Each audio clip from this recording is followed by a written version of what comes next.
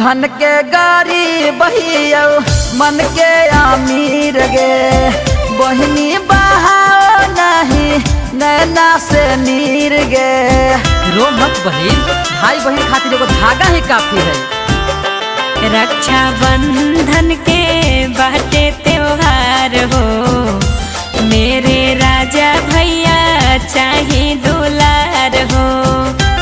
ए भैया खुशियाँ मनावल जाता घर में अमीर के हमरो शौक है भैया। एगो धागा बांध दही आजू कलाई में बहनी गे भैया गरीब के हे गे बहनी गे